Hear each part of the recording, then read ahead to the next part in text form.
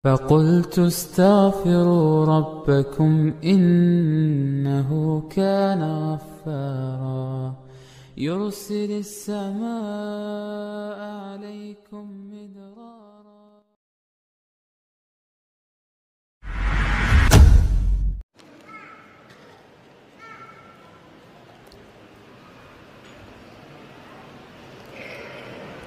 Assalamualaikum ya Ustaz, hafizakallah. Bagaimana standar wali itu dikatakan menghalangi sehingga dibolehkan menjadikan hakim sultan sebagai wali? Tadi kalau wali ini ternyata menghalangi bukan dengan alasan yang syar'i, contohnya wali mengatakan enggak nak, dia enggak kufu buat engkau nak, walinya seperti itu. Umpamanya tadi walinya ini orang Arab, si putrinya mau menikah dengan orang non Arab. Dalam mazhab Syafi'i nggak masalah. Jadi ketika dia mengadu ke hakim, dia akan mengatakan nggak apa-apa yang dilakukan bapakmu sahih, benar. Dia nggak setara sama engkau, nggak kufu buat engkau. Umpamanya seperti itu. Jadi apabila sang wali menghalangi anaknya menikah tanpa alasan yang syar'i, padahal laki-laki yang meminang, yang melamar kufu sepadan dari sisi akhlaknya, dari sisi agamanya, mungkin ada hal-hal lain yang tidak ada pada dia, maka di sini sang putri boleh dia mengadukan ayahnya. Apalagi kita sudah tahu yang menjadi syarat dalam urusan kafaah ini adalah agama. Kalau urusan profesi, karena ada orang tua yang mengatakan enggak nak, dia enggak sepadan sama engkau. Engkau seorang dokter nak, umpamanya. Engkau dokter. Dia apa? Apa dia coba? Iya, makanya kadang-kadang kita baca cerita ya, seorang miskin yang mencintai wanita kaya yang cintanya enggak kesampaian, umpamanya seperti itu, karena ditolak oleh keluarganya. Akhirnya mereka kabur umpamanya. Gak perlu kabur. Yang perlu dilakukan adalah berangkat ke pengadilan agama. Berangkat ke sana. Ajukan. Nah, di sana nanti akan ada verifikasi apakah benar ayahmu itu menghalangimu tidak dengan alasan yang syar'i atau tidak. Barakallahu fikum.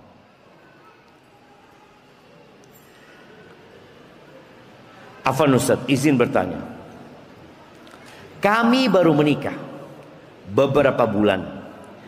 Ketika terjadi sedikit konflik, istri sedikit-sedikit minta pulang, ingin minta dilepaskan. Apa solusinya? Minta tolong nasihat untuk kebaikan pernikahan kami. Itu berarti antum nikahin wanita sahih. Perempuan kayak gitu. Antum mau tanya sama orang lain, oh sama ternyata, sama kayak gitu istriku gitu. Artinya itu hal yang wajar.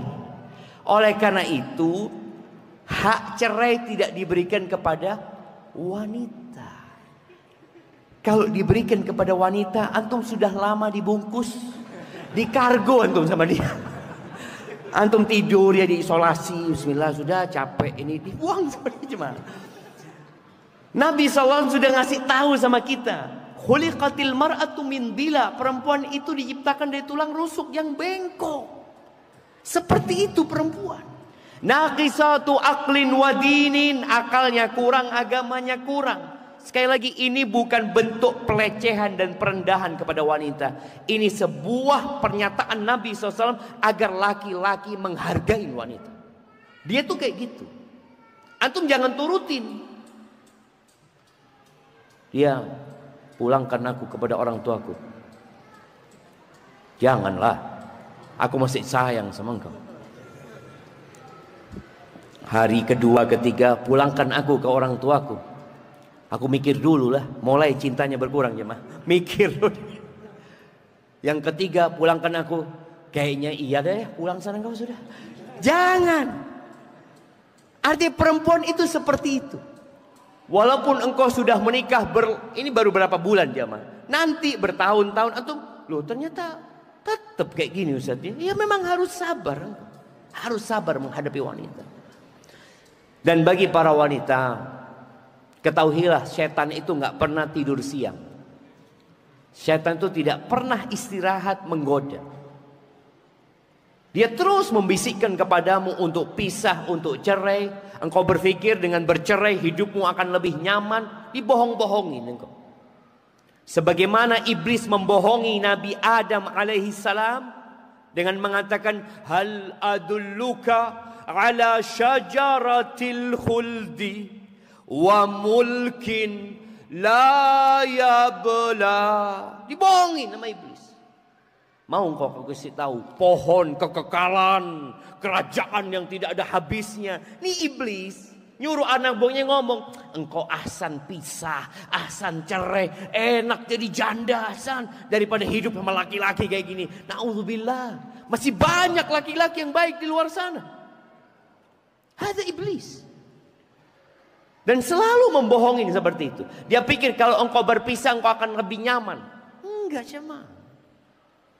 Engkau berpisah lalu menikah dapat sama kurang lebih. Makanya laki-laki ini sama aja. Punya kelebihan dan punya kekurangan. Dan buat engkau sebagai suami, tolong lihat kepada kelebihan istri. Sambil dididik, diajarin. Ketika istri minta cerai, engkau katakan, ya Allah, gimana? Aku gak bisa hidup tanpa dirimu. Ketawa-ketawa dia udah kalau gitu sudah. Dia kadang kala mau ngetes kecintaan, ketulusanmu. Maka jangan diikuti. Terus pelan-pelan ya minta cerai. Apalagi kadang-kadang kalau hamil ya. Maka tolong engkau jadi laki-laki. Ar-rijal qawwamuna 'alan nisa. Lelaki itu pemimpin buat wanita. Kok bisa? Bima faddalallahu ba'dahum 'ala ba'din. Allah kasih kelebihan buat antum. Antum punya keistimewaan yang gak dimiliki sama wanita. Maka tolong antum bersabar. Capek Ustaz. Antum capek ya. Antum ceraikan nikah lagi sama aja. Iya. Maka yang diperlukan adalah kesabaran. Barakallahu fikum. Afwan Ustaz, istri anak tidak mau poligami Ustaz. Mohon solusinya. Emangnya istri siapa yang mau dipoligami coba? Makanya dalam agama kita itu nggak disuruh izin sama istri. Kecuali kalau mau dicatat coba. Kalau antum minta izin sama istri,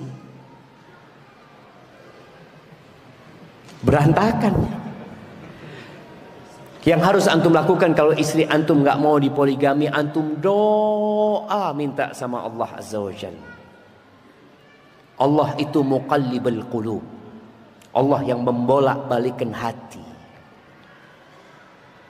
Allah yang membuat orang jadi ridha dan jadi marah. Allah yang membuat itu. Maka mohonlah kepada Allah Azza wa Jalla agar Allah memberikan petunjuk dan keridhaan kepada istrimu. Minta sama Allah Azza wa Jalla. Dan kalau Allah sudah berkehendak, kun, jadi. Maka berusahalah untuk jadi orang baik, minta sama Allah Subhanahu wa taala kalau antum mampu. Kalau nggak mampu jangan. Tapi ada perempuan-perempuan kalau suaminya zalim, poligami, nggak apa-apa sama dia.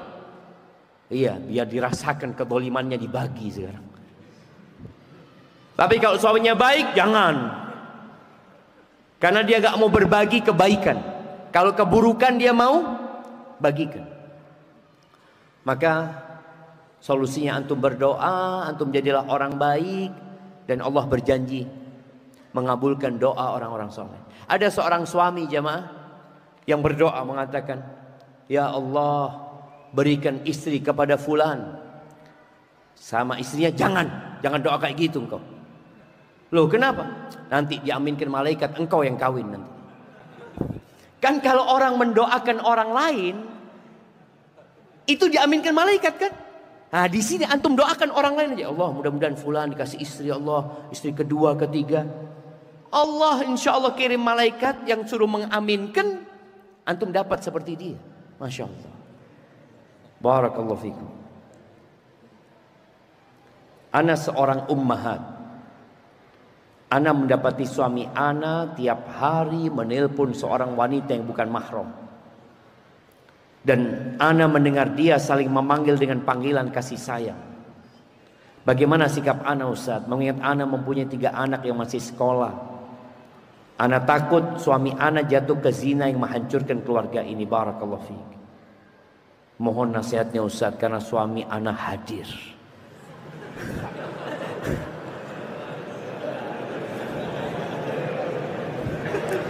Ana minum dulu jemaah.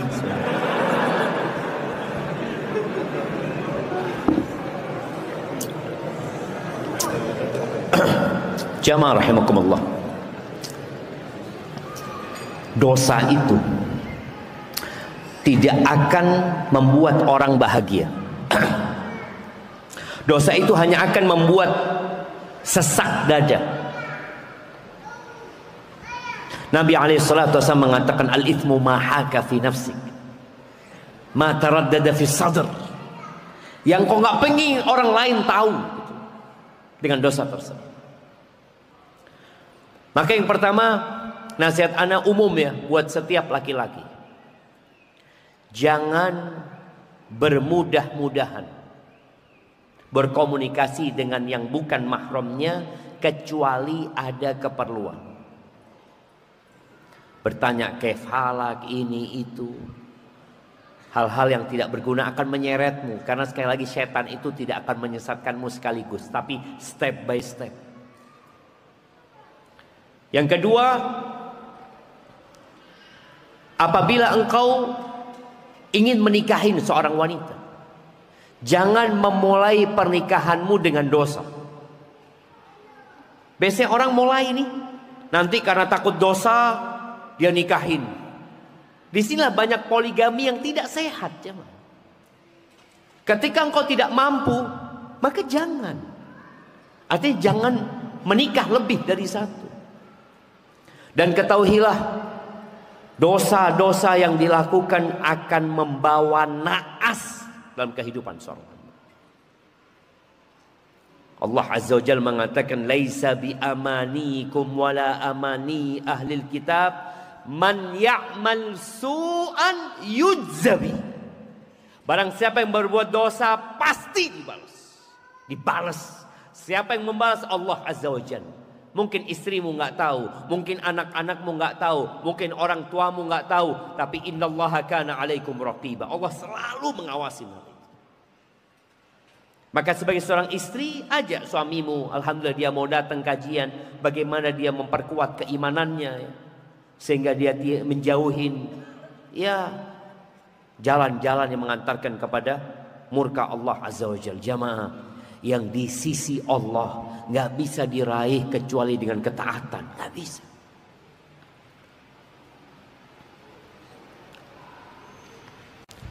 Nah,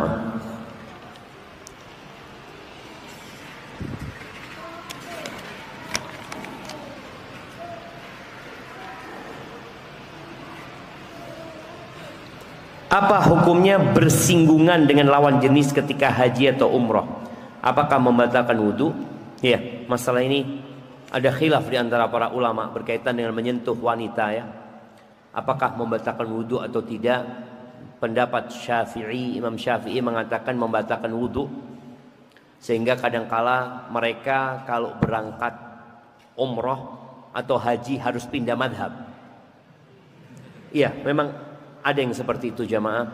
Tapi pendapat yang sahih insyaallah, apabila engkau bersenggolan ya, bersentuhan tanpa ada syahwat, insyaallah tidak membatalkan wudu.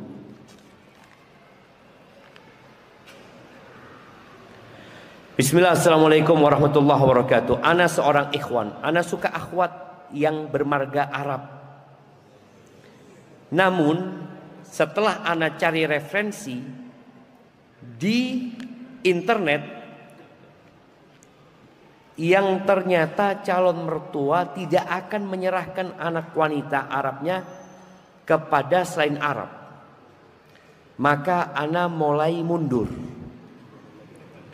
Apalagi umur si akhwat masih jauh di bawah umur standar nikah di Indonesia. Bagaimana solusinya Ustadz? Doakan kepada Allah yang maha mendengar doa hamba-hambanya serta maha kuasa, agar Allah mudahkan kami para jomblo segera menikah.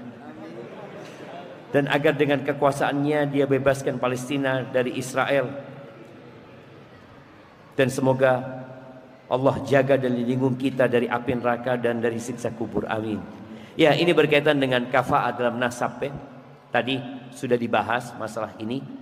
Jadi kalau memang orang tuanya tidak mau ya nggak apa-apa gitu. Nggak ada kewajiban untuk dia menikahkanmu dengan putrinya. Nggak ada kewajiban. Dan itu masalah dibahas oleh para ulama. Boleh jadi ada hal-hal lain yang menyebabkan dia tidak mau menikahkan putrinya. Dan itu maklum, nggak ada masalah. Apalagi antum alhamdulillah sadar, kemudian antum daripada cintanya nggak kesampaian, ahsan mundur pelan-pelan, seperti itu. Ya alhamdulillah. Mati satu tumbuh 1000 coba. Insya antum cari yang sepadan sama antum, yang kufu sama antum, dan semoga pernikahan antum diberkahi. Dan buat jomblo-jomblo ini yang belum nikah, semoga segera dipertemukan oleh Allah dengan jodohnya. Kalau antum sudah mampu, kalau gak mampu antum puasa aja. Itu yang dapat kita bahas pada kesempatan kali ini. Jangan lupa seperti pesan Ana tadi untuk mendoakan saudara-saudara kita yang ada di Palestina. Semoga Allah menolong dan membantu mereka. Subhanakallahumma bihamdika asyhadu an la ilaha illa anta astaghfiruka.